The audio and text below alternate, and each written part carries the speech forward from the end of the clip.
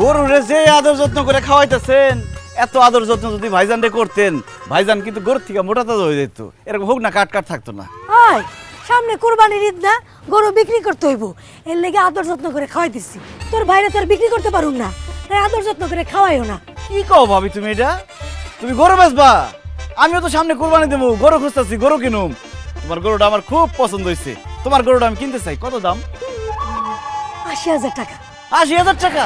একদম আমার বাজেটের মধ্যে হয়েছে। আমি ৮০,০০০ টাকা দিয়ে একটা গরু কিনতে চাই, কিন্তু আমার একটা শর্ত আছে। আমি একজন গরুর ডাক্তার ডাক দেবো, সে আইসা গরুটা দেখে যদি বলে সব ঠিকঠাক আছে, আমি একদম ৮০,০০০ টাকা ক্যাশ দিয়ে তোমার গরুটা নিয়ে যাবো। আচ্ছা ঠিক আছে, ডাক। ডাক্তার সাহেব,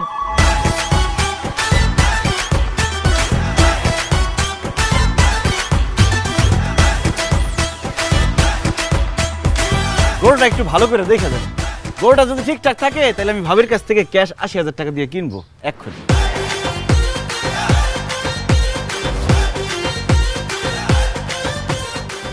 এই মহিলা, আপনি কি মানুষ না জানোয়ার? হ্যাঁ, আপনার শরীরে কি মায়া, মমতা, ভালোবাসা, প্রেম কিচ্ছু নাই? এই কাজটা কিভাবে করলেন আপনি? আমি কি করছি ডাক্তার সাহেব? আপনি এই গরুটাকে ইনজেকশন কেন দিছেন? ইনজেকশন দিয়া এই গরুর শরীরে তো এখন পানি ছাড়া কিচ্ছু নাই, এক ফোঁটা মাংস নাই। হায় হায় রে, কত বড় সর্বনাশ করছে! এরকম নিরীহ একটা প্রাণীরে ইনজেকশন মারছো ভাবি, তুমি এত খারাপ! ছি ছি ছি! না না, আমি গরুর ইনজেকশন দেই নাই, সবসময় তাজা ঘাস লতা পাতা খাওয়াইছি। চুপ করেন! আপনি ইনজেকশন না দিলে আপনার জামাই দিছে। এই গরুর শরীরে জ্বর, ডায়াবেটিস, যক্কা সবকিছু ভরা। এই গরুর মাংস যে খাবে পরের দিনে লাফাইতে লাফাইতে সে মারা যাবে। এই গরুটার মধ্যে এত রোগ, আপনি গরুর ডাক্তার দেখান নাই কেন? হ্যাঁ ডাক্তার সাহেব, আমি তো বুঝতে পারিনি আমার গরুর মধ্যে এত রোগ। আমি এখন কি করুম কোন তো? কি করবেন বুঝতে পারতেছেন না? একটা কোদাল নিবেন, একটা শাবল নিবেন, নিয়ে আপনাকে বাড়ির পিছনে যে জঙ্গল আছে সেখানে একটা গর্ত করবেন। গর্ত কেন করুম ডাক্তার সাহেব? রাত্রের মধ্যে গরুটা মারা যাবে। গরুটা মারা গেলে তারে গর্তে ফেলাইয়া মাটি চাপা দিতে হবে না? ও আল্লাহ গো, আপনি এটা কি কোন ডাক্তার সাহেব? আমার গরু বাঁচবো না, তাহলে এখন আমার কি হইব? ও আল্লাহ, এখন আমার কি হইব? আচ্ছা ভাবি, চিন্তা করো না, তোমার পুরাটা লস হইব না। তুমি ২০,০০০ টাকায় আমার গরুটা দিয়ে দাও, আমি গরুটা কিনা নিয়ে যায় বিকালের মধ্যে জবাই দিয়ে মাংসটা ভাগে বিক্রি করে দিস।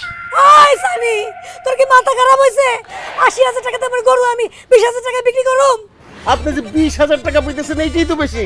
সকাল পর্যন্ত এই গরুর দাম ২০ পয়সাও থাকবে না, তখন মরা গরু সরাইতে আপনার আরো টাকা খরচ হবে। আপনি ভালো ভালো দিয়া দেন, আপনার লাভ।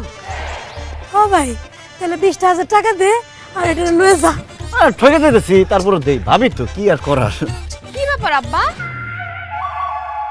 আপনি এমন শার্ট প্যান্ট পরে ডাক্তার সেজেছেন কেন? কি কই ভাবি, পাগল নাকি? গরু ডাক্তার আপনি আব্বা হইব কেন? তো সে তো আমার আব্বাই লাগে, এর জন্য আব্বা বলতেছি। একটা মিনিট পরে আসলে কিন্তু কামড় হয়ে গেছিল। ভাই এটার কোনো সময় জ্ঞান নাই। ও, আপনার আব্বা গরুর ডাক্তার? জীবনে তো কোন নাই। আমার আব্বাই গরুর ডাক্তার না, সে আগে ব্যবসা করতো, এখন সে বেকার।